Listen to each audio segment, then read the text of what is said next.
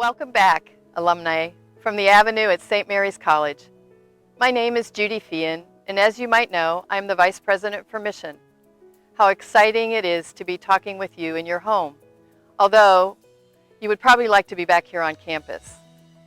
I am honored to welcome you on behalf of the Sisters of the Holy Cross, who founded and continue to sponsor St. Mary's College, and on behalf of the departments of Campus Ministry, the Center for Spirituality, and the Office of Civic and Social Engagement. I know these past months have brought many changes for all of us. Who knew we would still be navigating the impact of a global pandemic? We are all learning how to keep in touch with our friends, our families, and how to continue to engage our passions to be partners in making this world a more just place through our work, through our vocations. It is my honor and pleasure to share with you a glimpse of the community in which you have shared in the past and now join as a member of the Alumnae Board. As you know, the foundation of the college is rooted in a community of strong and courageous women who have made and continue to make a difference to this very day, the Sisters of the Holy Cross. We stand on the shoulders of these women and move into the future as partners with you and over 8,000 alumni as you continue to share your gifts and respond to the signs of our times. As you might recall, during the last academic year, we concluded the celebration of our 175th anniversary of educating women, and it continues with you.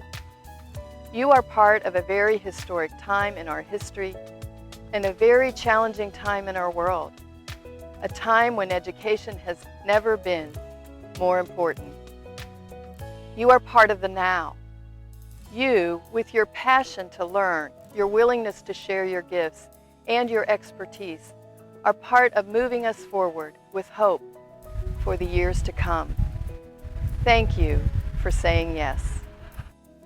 Let's begin our time today with a bit of history that provides a foundation for why your yes is so very important. This began in 1843 in France, many years after the French Revolution, when Father Basil Moreau, founder of the Sisters, Priests, and Brothers of Holy Cross, saw the importance of building up the faith community and the importance of education, with the hope that another revolution would never happen. Father Sorin asked Moreau to send sisters to respond to the domestic needs of the priests and brothers, but always with the openness to be engaged in education. Embracing this vision of educating the heart and the mind, 4 sisters said yes to leave their homes in France and travel 40 days across the rough and deadly waters of the Atlantic Ocean. Within a year, 1844, of being in uncharted territory in a new country, they responded to the needs of the Native Americans in this small town that is 6 miles north of St. Mary's, Bertrand, Michigan, where they embarked on the journey of educating young girls. The sisters didn't know the language. They weren't trained teachers. But during this time of disease and accompanying many orphans, they stepped out in faith and shared their gifts to build community in Bertrand. I want to pause to acknowledge and honor the Native people and their traditional homelands on which we stand, the Pokagon Band of Potawatomi and the Miami. With deep gratitude, we acknowledge the Native people and their culture within our community, as well as the land upon which we gather, pray, learn, and work. Your yes is another way that continues the pioneering spirit of the first 4 sisters who stepped out in faith. We are called to trust that God walks with us to carry on the vision of responding to the needs of today. After 10 years, the sisters moved to where St. Mary's is today. I know that none of you traveled 40 days across the rugged, stormy Atlantic Ocean to go to college, to begin your first job, or to go to work today. Yet you probably all have crossed many rugged plains, climbed high mountains, and overcome many obstacles to follow your dreams. You are women stepping out in faith to follow your hearts and take time to support the many women who are not only here today now, but the many who will come after. I invite you to reflect upon those times when you stepped out trusting, yet you didn't know what you would entail, but you believed it was important, and it had the potential to not only change your life, but the lives of others.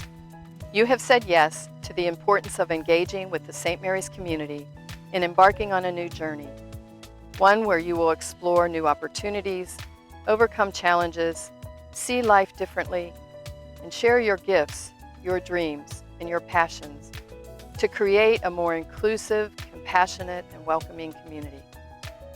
A community that promotes the importance of critical thinking in an academic environment, that values the spiritual growth of the whole person, of each person, and calls us to action to live the core values you see on the banners that surround the campus. I invite you to reflect and see the core values as invitations to action, to build community, to explore and deepen our knowledge of what it will take to see everyone as our brothers and sisters, to know that God's love is given so we can see and embrace all people as our brothers and sisters.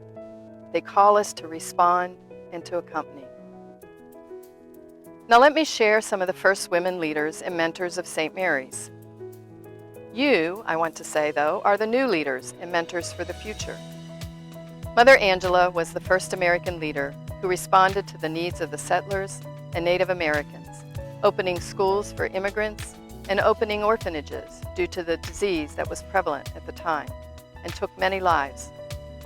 Later, in 1861, Mother Angela responded to the call to have sisters serve the needs of the soldiers during the Civil War, but only if they cared for soldiers from both the North and the South, caring for the injured, standing with the people of God, regardless of who they were.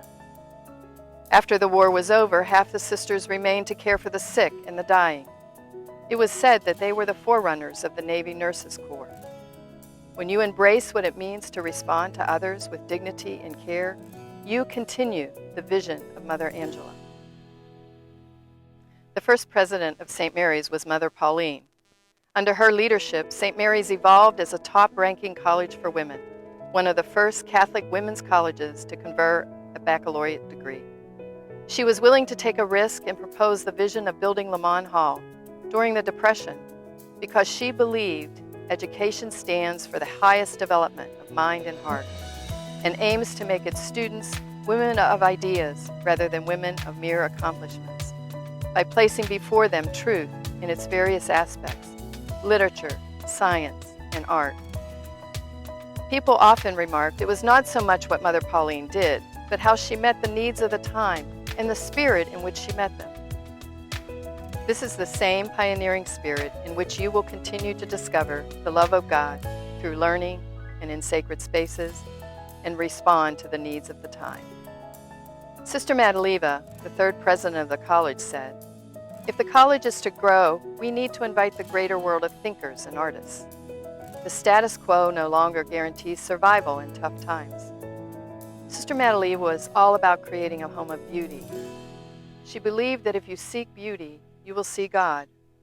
Her hands, her vision, and her heart left an imprint on the grounds. Your hands, your vision, and your heart will leave an imprint on this campus and continue onward into the future.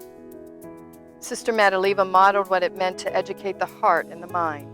She believed Moreau's vision of education, that was how we educate the mind will change over time, that how we educate the heart is timeless. She was known to have said, "The best qualifications that I brought to my office were my ability to dream and my capacity to work." She was a dreamer and a doer. You are the dreamers and the doers. Your yes will make a difference. Take a moment to find those sacred places that allow you to be open to the challenges and opportunities ahead and believe in the promise of discovery. You are part of building a community in our global world where each person is treated with dignity and respect, where compassion and mercy are offered and new life and joy are possible.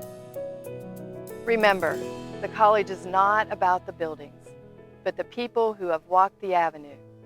The combined efforts of the Sisters of the Holy Cross, faculty, staff, students, and alumni have impacted the world and will continue with you.